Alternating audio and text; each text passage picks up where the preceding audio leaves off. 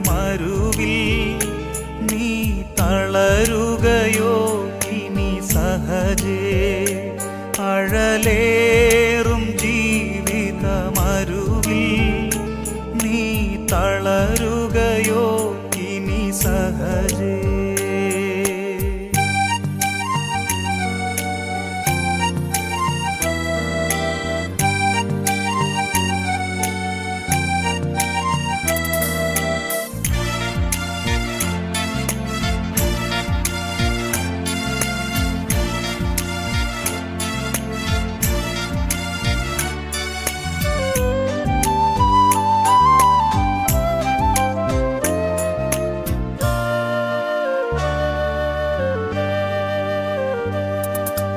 നിന്നെ വിളിച്ചവനുമ്മയുള്ളോൻ കണ്ണിൻ മണി പോലെ കാത്തിടുമേ അന്ത്യം വരെ വഴുതാതെയവൻ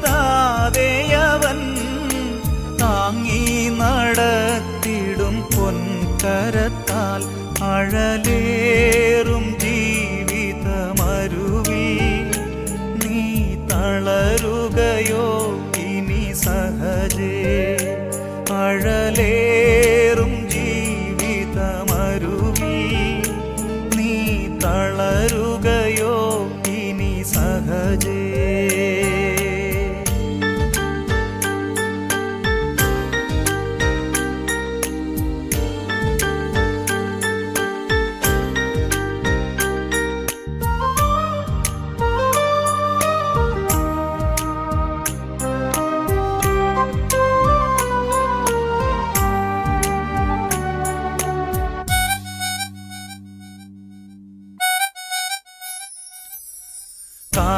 കാർമൂകിലേറെ കരേറുകിലും കാണുന്നില്ലേ മഴവില്ലതിന്മേൽ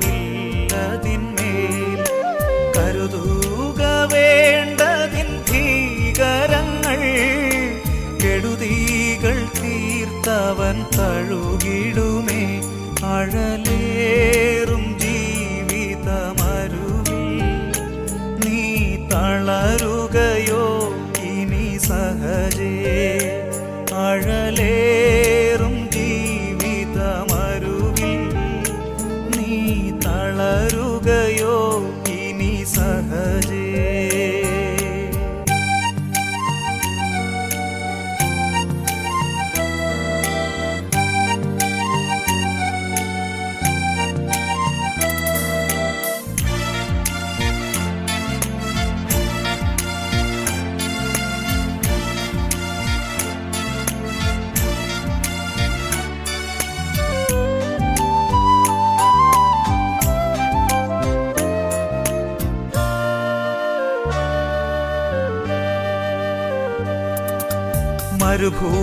മരുഭൂപ്രയാണത്തിൽ ചാരിടുവാൻ ഒരു നല്ല നായകൻ നിനക്കില്ലയോ കരുതും നിനക്കവൻ വേണ്ടതെല്ലാം തളരാതെ യാത്ര തുടർന്നിടുക അഴലേറും ജീവിതമരുവിൽ നീ തളരുകയോ സഹജേ അഴലേറും ജീവിതമരുവിൽ നീ തളരുകയോ ഇനി സഹജേ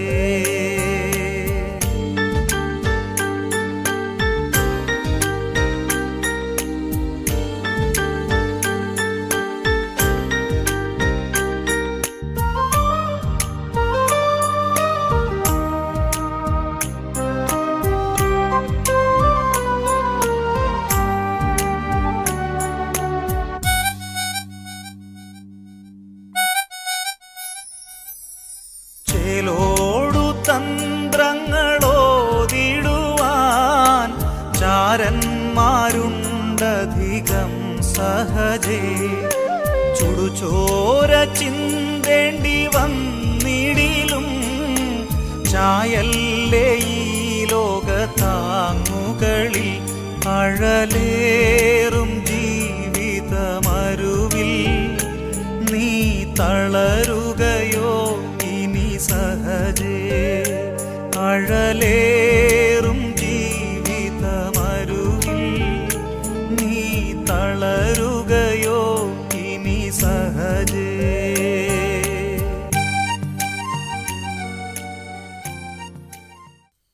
എനിക്കാരുമില്ല എന്നുള്ളതായ ചിന്ത നമ്മെ വല്ലാതെ തളർത്തിക്കളയുന്നതാണ്. അതേപോലെ തന്നെയാണ് ഞാൻ പിന്തള്ളപ്പെടുന്നു എന്നുള്ളതായ ചിന്തയും നമ്മെ വല്ലാതെ ഭാരപ്പെടുത്തുന്നതാണ്. ഈ രണ്ട് വിധ ചിന്തകളുള്ളതായൊരു മനുഷ്യനെയാണ് നാം ബെഥെസ്ദാ കുളക്കരയിൽ കാണുന്നത്. യോഹന്നാൻ്റെ സുവിശേഷം 5-ാം അധ്യായത്തിൽ നമ്മുടെ കർത്താവായ യേശു ക്രിസ്തു ഈ മനുഷ്യനെ തേടി ബെഥെസ്ദാ കുളക്കരയിലേക്ക് ചെല്ലുന്നതായ ചിത്രമാണ് കാണാൻ സാധിക്കുന്നത്. 38 ആണ്ട് രോഗം ബാധിച്ചു കിടന്ന ആ മനുഷ്യൻ ദീർഘനാളുകളായി ഇങ്ങനെ ബെഥെസ്ദാ കുളക്കരയിൽ കിടക്കുന്നു എന്നുള്ളത് കർത്താവ് അറിഞ്ഞു. ആ മനുഷ്യൻ്റെ അരികിലേക്ക് കർത്താവ് ചെല്ലുകയാണ്. അദ്ദേഹത്തെ നമ്മുടെ മനസ്സിലൊന്ന് സങ്കല്പിക്കുമ്പോൾ എത്രമാത്രം വികൃതരൂപിയായ ഒരു മനുഷ്യനാണ് എന്നുള്ളത് നമുക്ക് മനസ്സിലാക്കുവാൻ കഴിയും. ഞാൻ ഇങ്ങനെ മനസ്സിൽ കാണുകയാണ്. താടിയും മുടിയും ഒക്കെ നീട്ടി വളർത്തി വളരെ മലീമസമായ വേഷവിധാനങ്ങളോടുകൂടെ നിസ്സംഗനായി കിടക്കുന്നതായ ഒരു മനുഷ്യൻ, ആരും സഹായമില്ലാതെ കിടക്കുന്നതായ ഒരു മനുഷ്യൻ, ആരോടും സംസാരിക്കാനുള്ളതായ ഒരു താല്പര്യമില്ലാതെ താൻ ഏകനായി ഇങ്ങനെ കിടക്കുകയാണ്. നമുക്കറിയാം, ആ ബെഥെസ്ദാ കുളക്കരയിൽ ധാരാളം രോഗികളുണ്ട്. തിരുവെഴുത്തിൽ എഴുതിയിരിക്കുന്നത് വ്യാധിക്കാർ, കുരുടർ, മുടന്തർ, ക്ഷയരോഗികൾ, ഇങ്ങനെ വലിയൊരു കൂട്ടം വെള്ളത്തിൻ്റെ ഇളക്കം കാത്തുകൊണ്ട് അവിടെ കിടന്നിരുന്നു എന്നാണ് എഴുതിയിരിക്കുന്നത്. അതത് സമയത്ത് ഒരു ദൂതൻ കുളത്തിലിറങ്ങി വെള്ളം കലക്കും. വെള്ളം കലങ്ങിയ ശേഷം ആദ്യം ഇറങ്ങുന്നവൻ ഏത് വ്യാധി പിടിച്ചവനായിരുന്നാലും അവന് സൗഖ്യം വരും. അതുകൊണ്ട് വെള്ളത്തിൻ്റെ ഇളക്കം കാത്തുകൊണ്ട് കിടക്കുന്നതായ ധാരാളം മനുഷ്യർ അവിടെയുണ്ട്. ഈ വെള്ളം കലങ്ങുന്നതായ സമയത്ത് ആദ്യം അതിലേക്ക് ഇറങ്ങുന്നതിന് വേണ്ടി തയ്യാറെടുത്തിരിക്കുന്ന മനുഷ്യരാണ് എല്ലാവരും. അതുപോലെ തന്നെ തങ്ങളുടെ പ്രിയമുള്ളവരെ ആദ്യം ആ കുളത്തിലേക്ക് ഇറക്കുന്നതിന് വേണ്ടി നോക്കിയിരിക്കുന്ന ധാരാളം ആളുകൾ അവരോടുകൂടെ ഉണ്ട്. എന്നാൽ ഈ മനുഷ്യനെ സംബന്ധിച്ചിടത്തോളം അദ്ദേഹം നിസ്സംഗനായി വളരെ വിഷമിച്ച് ഇങ്ങനെ കിടക്കുകയാണ്. കാരണം തനിക്ക് ആരുമില്ല. നമ്മുടെ കർത്താവ് അദ്ദേഹത്തിൻ്റെ അരികിലേക്ക് ചെല്ലുമ്പോൾ താൻ പരാതി പറയുന്നതും ഇങ്ങനെയാണ്, എനിക്ക് ആരുമില്ല. പ്രിയമുള്ളവരെ, ആരെങ്കിലും ഒക്കെ നമുക്ക് സഹായത്തിനുണ്ട് എന്നുള്ളതായ ചിന്ത നമ്മെ ധൈര്യപ്പെടുത്തുന്നതാണ്.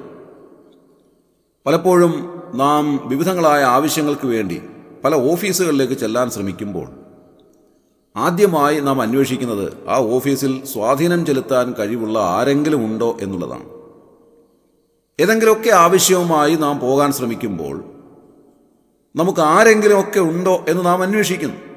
അങ്ങനെ സ്വാധീനിക്കുവാൻ കഴിവുള്ള ധാരാളം ആളുകൾ നമ്മുടെ ചുറ്റുപാടുകളുണ്ട്. ചിലരെ സംബന്ധിച്ചിടത്തോളം എവിടെ ചെന്നിരുന്നാലും അവർക്ക് സ്വാധീനിക്കുവാനുള്ള ആളുകളുണ്ട്. അതുകൊണ്ട് അവർ ധൈര്യത്തോടെയാണ് ജീവിക്കുന്നത്.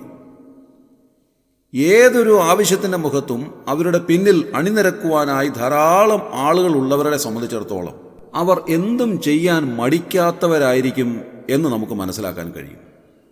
ഒരുപക്ഷെ കുറ്റകൃത്യങ്ങൾ പോലും ചെയ്യുവാൻ അവർക്ക് യാതൊരു മടിയും ഉണ്ടാകുകയില്ല. കാരണം അവർക്ക് വേണ്ടി പറയാൻ ധാരാളം ആളുകളുണ്ട്.